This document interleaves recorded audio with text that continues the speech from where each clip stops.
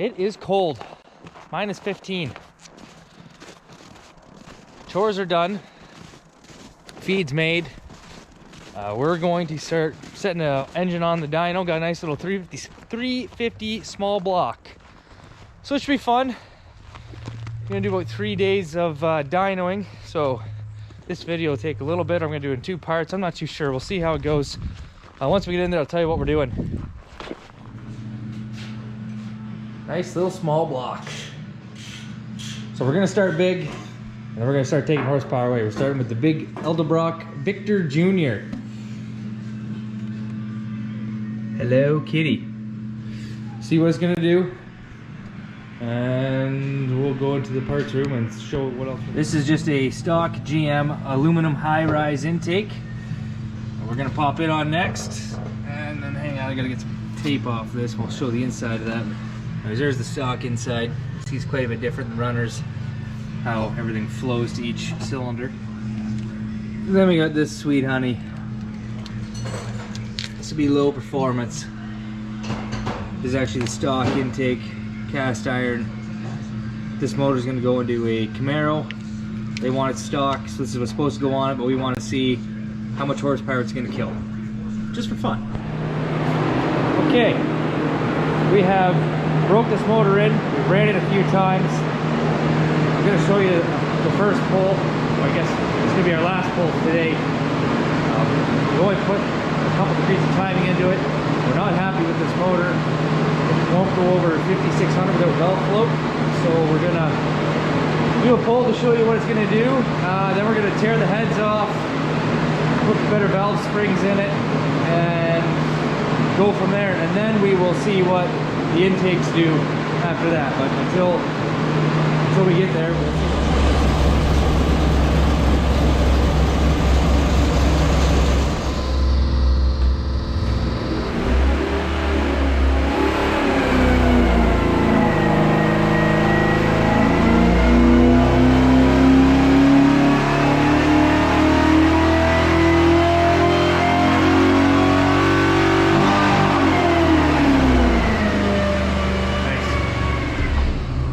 She wants more RPM, but we can't give it to her.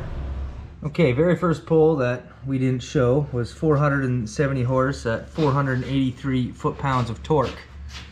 We put timing to it, went to 478 horsepower, 487 foot-pounds of torque.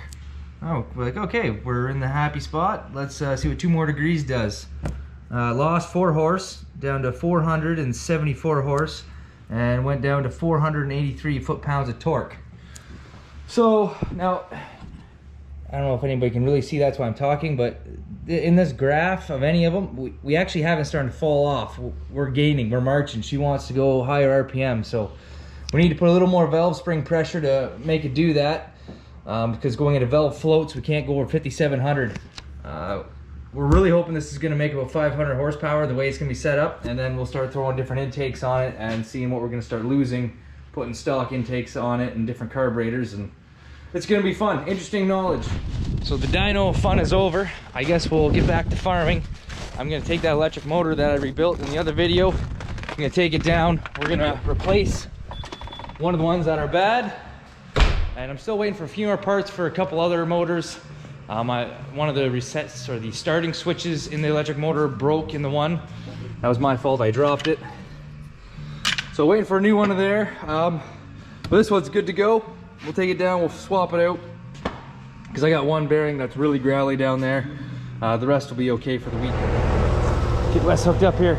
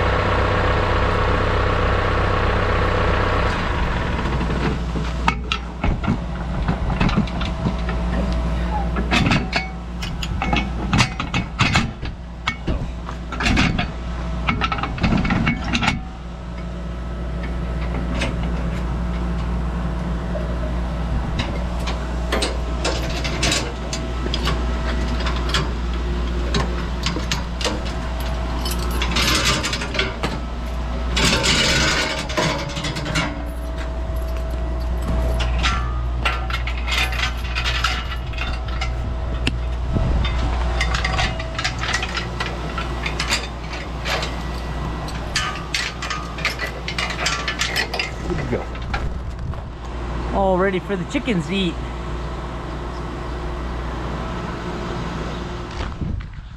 All right, Wes is gonna take that feed down, keep the chickens happy, then we're happy.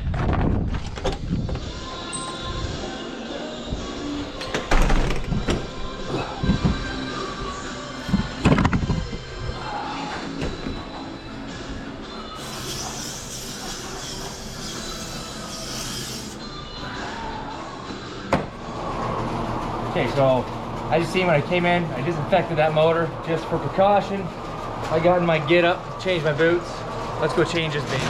Okay, so this motor here is what we're gonna replace. It's sounding the most growly. It needs to be addressed before I start doing the other ones. They're all gonna get done. I've actually already done 6 of these.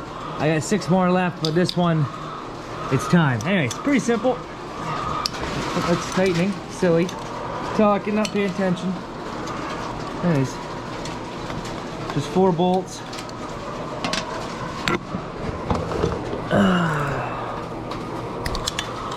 Underneath here. Lighting is not the best where I'm at. Alright, look at the other 2 and alright, so it's just plugged in there. I've unplugged it. I've unbolted it. It slides off like that. This is the motor that came off. This is the motor we rebuilt. Put a wrench underneath the sprocket.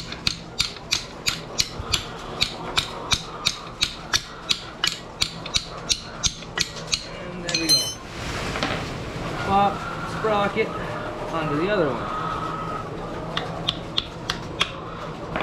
That's how easy that is. Okay. Take the motor.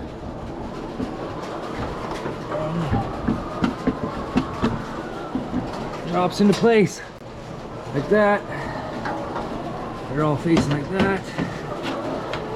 Bolt.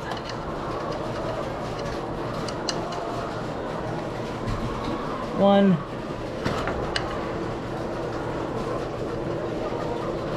Two.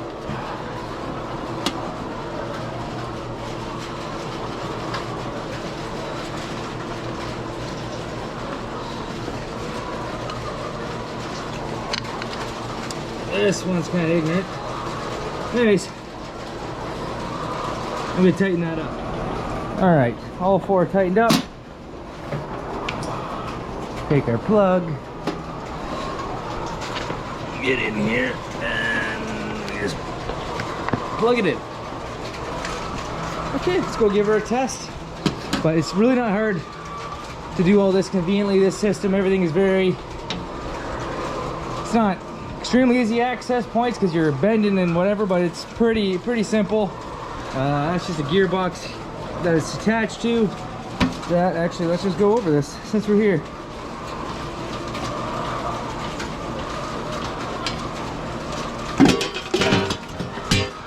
And so that gearbox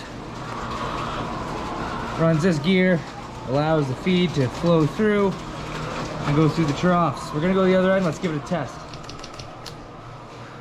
Okay, go down to, says auto. We want to start it. Let's go see what's going on. All right, there's good news. It's running. Feed is gonna be had.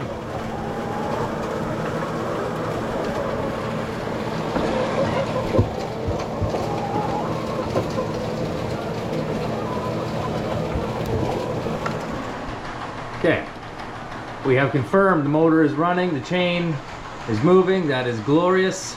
Very important. Come back in here. Stop the feeders, put it back to automatic.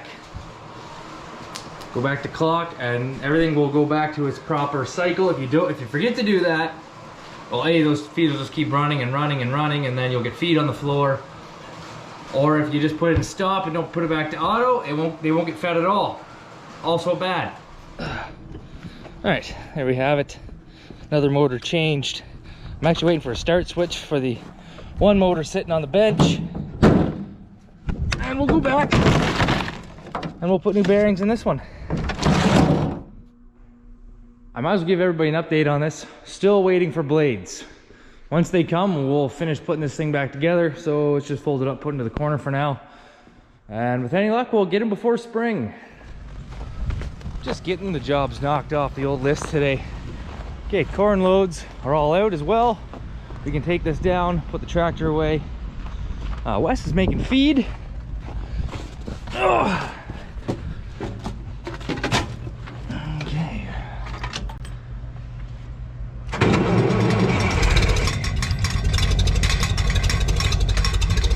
Oh yeah, baby.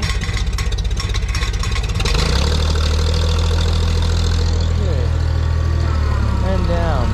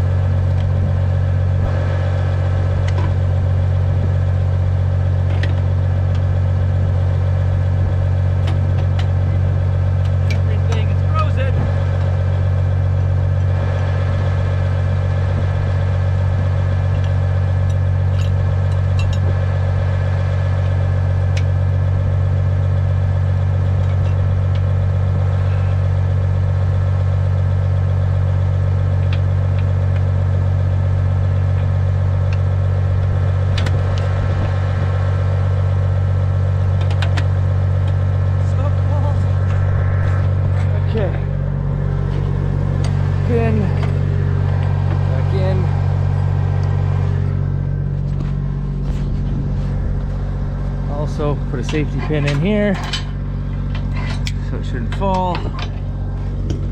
I gotta go crank that up a bit.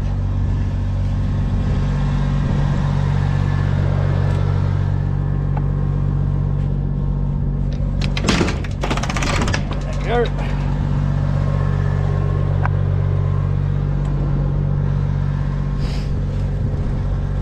That way, if my kids are playing around here even though they're not supposed to, I know that it shouldn't fall on them if somebody decides to crawl underneath it. Alright, I'll put you away.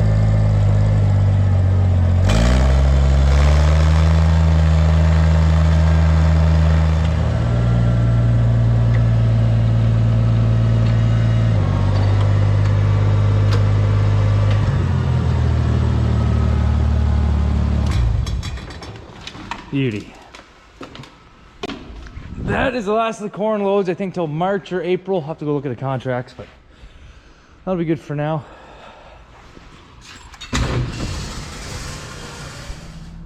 So as I've been refurbishing these motors, I find it's just easier to pull them out like this, put it upside down, and I put a little deep creep or crown oil in there to let that soak through, come back in a couple days, and that'll just slide right out of there. Conveniently, this is a marathon and not a sprint. I don't need these motors right away. I could take my time and screw around like this, but if I was in a hurry, probably give that a little heat or hit it. There's lots of different things you can do, but this is the nicest way to do it. So I'm just gonna pull this one apart, put it upside down like that one, and let it soak in. for a couple days and we'll rebuild the next one. But you've seen me take these apart. I'm just gonna go do it. And then something fun, I'm gonna go work on my snowmobile here. It's a studded track. I just got back from sledding. I put about 600 miles on. Long story short is, if you guys have studs and you ever blow that stud out of your track, it's probably because it turned like a diamond and is putting stress points in there. So after trips, I put up on the hoist, loosen these off, turn them the proper way, tighten them back up. It's a maintenance thing that I think has to be done. This is my brother's sled over here. We actually went to the round washers, and that works a lot better because you don't have to worry about the stress points. We'll see as we carry on. This is the first time I've used the round washers though. We'll see if we blow them. I haven't blown any yet in this particular sled, but my ZR 900, I blew one and it ended up taking the intercooler out because it actually didn't come all the way off the track. It just kept going and scraping, and then boom. So that wasn't very fun. So this is, it sucks, but I think it has to be done. So that's what I'm gonna do. I'm not gonna videotape that. I'm just telling you that's what I'm doing, because seriously, it's just a lot of screwing around. Okay, got them all back to square. My track was loose, tightened it. Should be good for another 600 plus miles. Okay, well, I've been busy doing other things. Owen's been tearing this motor back apart. So when we put the camshaft in this, Owen talked to Comp Cam and they recommended this spring. Obviously it was a little light because we can't go over 5,700. We want this motor to go over 6. The issue we're gonna have if we up the spring pressure is these are press in. We want these to be threaded in, so that's why we pulled the head. We're not just changing the spring. We're gonna change that stud to a threaded one, and it shouldn't pull out when we put some more spring pressure to it. That's what's gonna go on there. So it's gonna be a few days. It's gotta go to the machine shop. There we have it. And that's a day. I actually found this beer, Mickey's. It's awesome.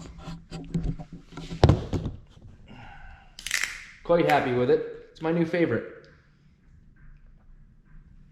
Cheers, everybody. Like and subscribe.